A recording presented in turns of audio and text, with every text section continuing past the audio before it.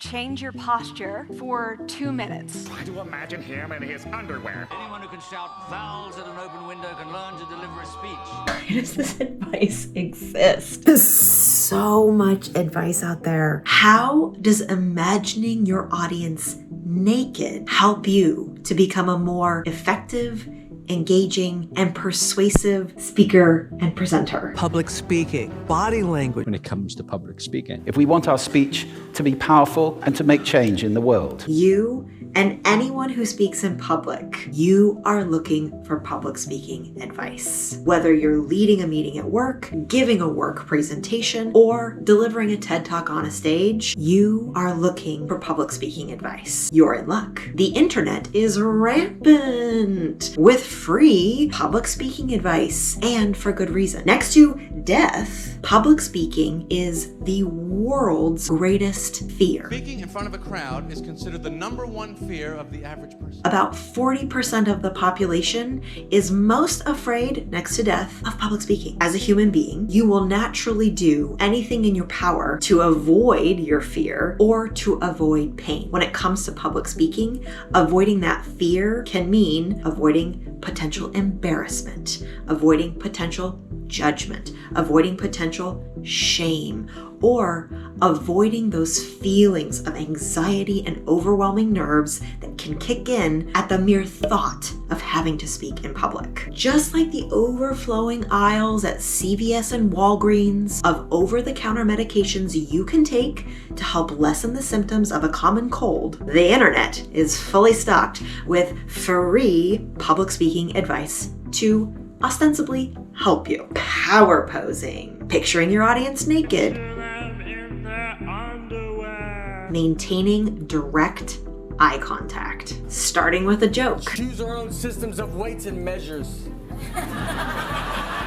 All of this advice exists and is free because obviously it will help you, right? Help is on the way here! My name is Hannah Michelotti. I'm a public speaking and presentation skills coach, and I am trying out viral public speaking advice from the internet. This is making me want to vomit. So you don't have to. By the end of this video, I am going to tell you which advice I will be adding to my public speaking coaching practice and which advice I will be taking, throwing in a dumpster, and lighting it on fire. Okay, let's find out what viral public speaking advice the internet has for us. We're not reading AI. Ooh, let's go into LinkedIn. Most public speaking tips make you a worse speaker. Never use filler words. Never is an absolute, but okay. Stand completely still. Practice until it's perfect. Ooh. Oh yeah, just memorize your speech word for word. Start a joke. Let your personality come through. Ooh, that's what I teach. There is so much advice out there. No wonder it's confusing and challenging to sift through to find out what's going to be effective and useful or what's absolute trash on the internet. I'm going to sift through this and try to make sense of it. There's a lot. Viral public speaking advice falls mainly into 2 buckets. Bucket number 1, research-backed advice. Bucket number 2, this will probably work advice / advice from a parent or a relative that has been perpetuated over time and no one really knows why or if it works. I am trying out both the research-backed advice and the this will probably work advice because both buckets are full of viral public speaking advice. I saw this advice on display daily, multiple times daily, because I worked in corporate America for nearly 10 years. I have been a public speaking coach for 8 years. I have well-founded opinions on public speaking advice. Deeply well-founded opinions on public speaking advice. But opinions, I know, are not evidence. So I'm going to do what any good public speaking coach does. Before they tell you what to do, they try it on themselves. I'm going to do that on camera for you. We're going full meal deal on this advice. I have my suit jacket on as if I were presenting live to an audience. I have my silk top that I normally wear, my necklace, my hair is styled, I am putting on a microphone. I am taking this 100% seriously. Let's find out if this advice works. Let's find out if pretending that my audience has no underwear is a good idea. Let's pretend we don't know the answer to that one. I will be trying 5 pieces of viral public speaking advice. Some of it is research backed, some of it is your aunt's very best wisdom. All of it is viral. Let's find out what works. Viral speaking advice number 1. Picture your audience naked. I predict this will be the hardest advice for me to attempt today because I am already so adverse to it and uncomfortable even just thinking about it. Second, I know the psychology behind why it doesn't actually work. Here's my guess about this advice, which is probably obvious by now. This is poor advice. This is dumpster fire fodder. This is DOA advice. This is advice you should never follow, and I don't know why it exists and is perpetuated. But I promised I would try it out, so here we go. I am going to deliver a segment of my Foundations workshop, which is my most popular public speaking workshop, and I am going to pretend like my audience is naked. Here we go. I cannot even look at people right now. Okay. Okay, Hannah, you are a professional. You are following this advice.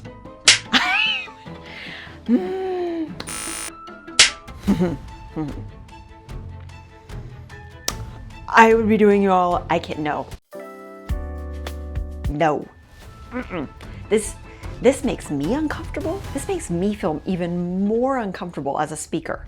That's not something that you want. This is poor advice. I can't even, I can't even imagine it. I don't, no, we're not even, nope, this is a no. This is bad advice. I don't know why it exists. I don't know why it's been continued out in the world. Don't follow this advice. Viral public speaking advice number 2, power pose. This advice caught on like wildfire in 2012. Amy Cuddy, a social psychologist, gave a TED Talk on what is called power posing. She and other social scientists like her studied the kind of communication you and I use on a daily basis that has no words. Body language. What is your body communicating to others?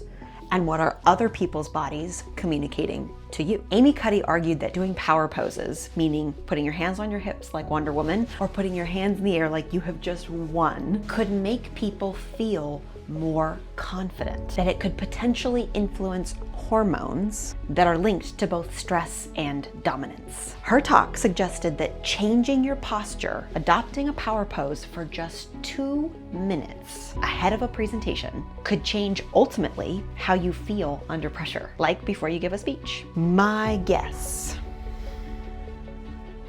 I think it will work. Even though I know that it is a placebo effect, I think it'll work. I'm not going to make you watch all 2 minutes of me power posing. I will fast forward, but I think this will work. I think it will help me to feel more confident ahead of going into delivering my Foundations workshop.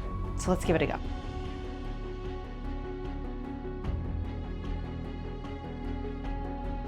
Okay, here's the result. I do feel powerful. I feel like I can own the room. I feel like I'm in charge. But I'm also wondering if I feel more in charge when I strike the pose versus when I go into my other content. Let's see what happens. I have to issue you a warning at the top of this workshop. Ooh, I do feel powerful, but I'm also using the word warning. I would be doing you all a massive disservice if I was a talking head for 3 hours straight in a public speaking and presentation skills workshop. Did I feel more confident? I'm not sure. In the beginning, I felt like I did. Okay, I am sold because the hardest part about getting out to speak and present is the first part, actually standing up with your notes, getting your slides ready. So doing power posing is going to give you that launch off confidence when you start. So for that, I will say there's a little bit of magic in it. It gave me a little bit of like oomph, like I can do this. Yeah, I believe in myself. Cool, I'm a cool mom. Not like a regular mom, I'm a cool mom. Viral public speaking advice number 3, never say Oh boy, I have very well-founded feelings on this subject and I have read the research. But sure, let's eradicate what's called a speech disfluency or a filled-in pause, according to communication studies, from our vocabulary in order to sound more confident, I guess? I'm never really sure. I haven't been certain about what taking out does, unless it is peppered in between every single word. Ums and ahs are quite natural parts of speech. Here is my guess on this advice. I don't think this advice serves you because you will focus too hard on removing the ums and the uhs. And if you're not aware of them, you don't know where they appear. And if you are aware of them, then you're constantly berating yourself for saying or ah. Why won't you stop that thing that you keep doing?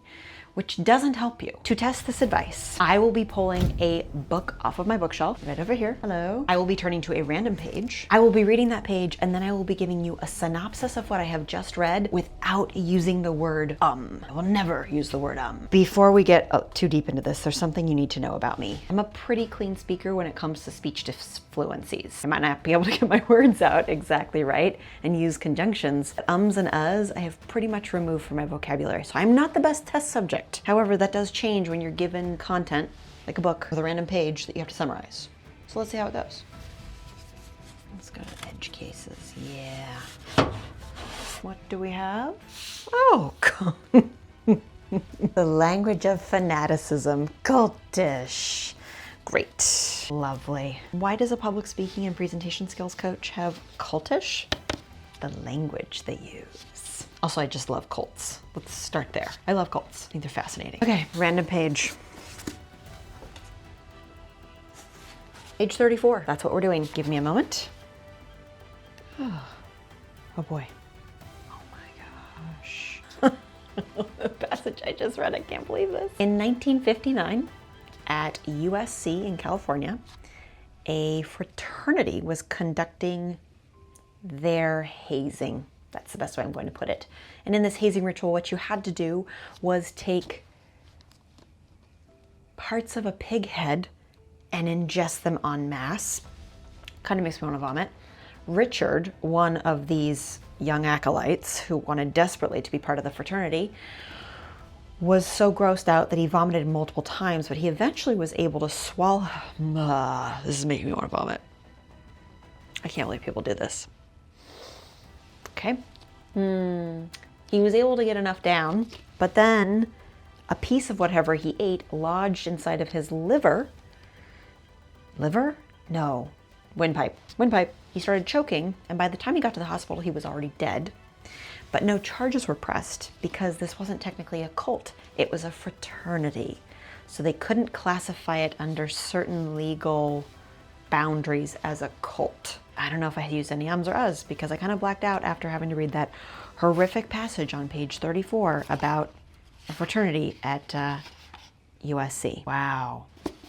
Viral public speaking advice number 4, memorize every word. Yes, I have absolutely heard this advice before. Apparently, the raison d'etre for this advice is that famous public speakers, they memorize every word, therefore you should memorize every word. And I think there's also this belief that if you memorize every single word, it will take the stress out of it. My guess is that this is poor advice because it will actually add more stress to your brain in worrying about perfectly reciting exactly what you've memorized. What happens if you fall off the rails? What happens if you get off track? Will you get back on track? What if you say the wrong word? That's all running in the background, adding to the nerves and the anxiety, which I don't think helps you. But what do I know? I guess I'm going to go memorize part of a speech. You know what?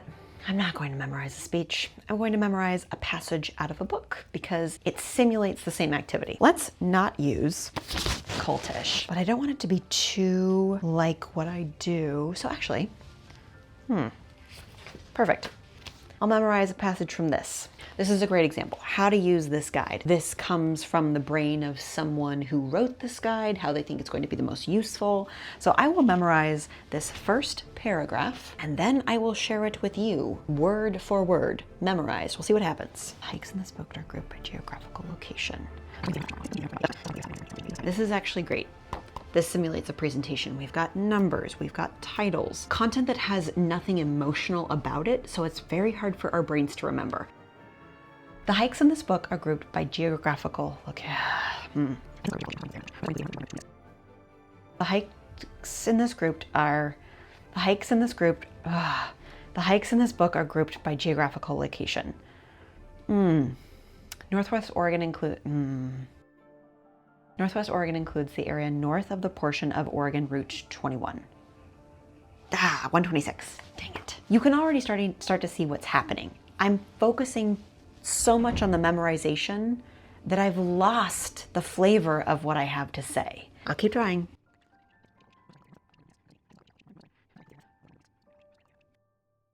The hikes in this book are grouped by geographical location. Northwest Oregon. That's all I remember.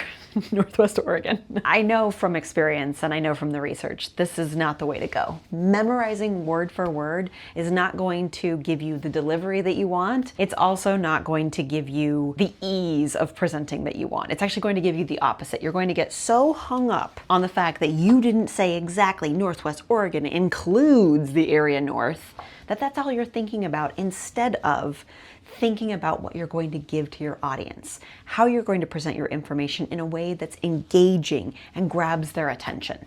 That is the goal. Viral public speaking advice number 5, use open palms when you speak. I say that with an up voice because this is not advice that I have actually looked into before. My guess is that this advice does work. Here's why I think it works. We look at people's hands to understand their intention.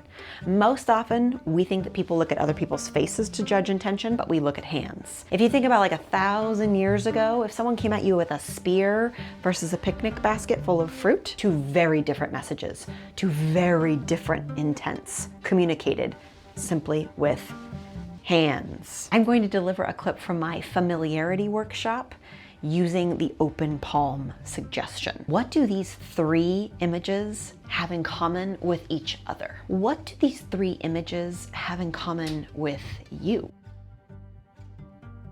Okay, yeah, I totally believe in this concept. The upturned palms, it's a big fat yes for me. You're not looking at my hands wondering where I might be going or what I might be doing because they're open. Okay, it's been a day of trying out advice that I knew was bad advice, but here we are. So what advice am I adding to my coaching practice and what advice am I putting in a dumpster, dousing in a bunch of gasoline, and popping a match over the top to watch it burn brightly? Let's start with number 1. Picture your audience naked. I was correct. This is poor advice. I did a little bit of research and it appears that this showed up in the early 1940s or 1950s in a magazine article and then blew up through the Brady Bunch. When you get up in front of those VIPs, you picture them sitting there in their underwear. In their underwear? This is a no-go. Never, ever do this. This doesn't help you. It doesn't help your audience. It does not put you in a position of power. It puts you in a position of discomfort. I think there's been speculation online that it makes you feel more powerful because, ooh, you have clothes on and they don't. Except that they do. And it's creepy that you're picturing them nearly naked. Don't do this. It will make you far more nervous and anxious. To the dumpster we go. Number 2, power posing. I tend to say yes to power posing.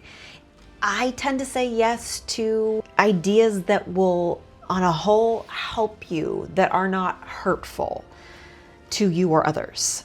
So if power posing, if standing in a bathroom stall for 2 minutes with your hands on your hips, telling yourself mentally that you can do this is going to help you get out and feel more confident when you begin, let's add that. Let's add that in. Do most people have those 2 minutes to go into a bathroom stall? Not usually. Generally speaking, I think this is advice that you can incorporate if it's going to help you. It certainly doesn't hurt. Advice number 3, never say the word This advice does not need to join my coaching practice.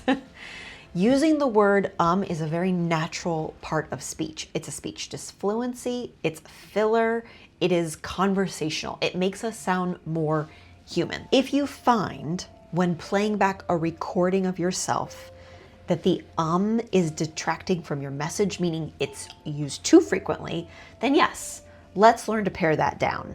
Often I find filler words like right, you know, and then, yeah, fill and perpetuate our speech far more than ums and uhs, and can actually be more distracting. When that begins to happen, we need to make changes to our speech. Outside of that, keep your ums and uhs. They make you sound more human. Number 4, memorize every word. No, I will not be adding this to my coaching practice. This does not help you. Unless I am coaching the next president of the United States, this is not something that I would recommend. You want to speak and present off of bullet points. So the content you're sharing is generally the same, but it's not identical words every time. You want to share the same message, but use different words to explain that message. That's going to make you sound, wait for it, human. And finally, number 5, the advice that surprised me the most: using open palms when you speak. I had never looked into that advice prior to this video. Absolutely, I'm going to tell people to adopt it. Not only does it build trust and persuasion, but it also strengthens likability and makes you seem more open and relatable as a person. Or like you could be juggling plates in a kitchen. No, I'm just kidding. Definitely use open palms. It shows you have nothing to hide, shows welcomeness, openness, elements that you want people to feel from you as a speaker and presenter. If you found this video useful or you enjoyed it, please be sure to give it a thumbs up, subscribe, and drop a comment. Is there advice that I have not seen that is on TikTok or Instagram or Facebook? Although I feel like that's a place where you just go to sell things these days. Let me know advice that you would like me to try out or you merely would like information on. Thank you so much for watching, and I will catch you next time.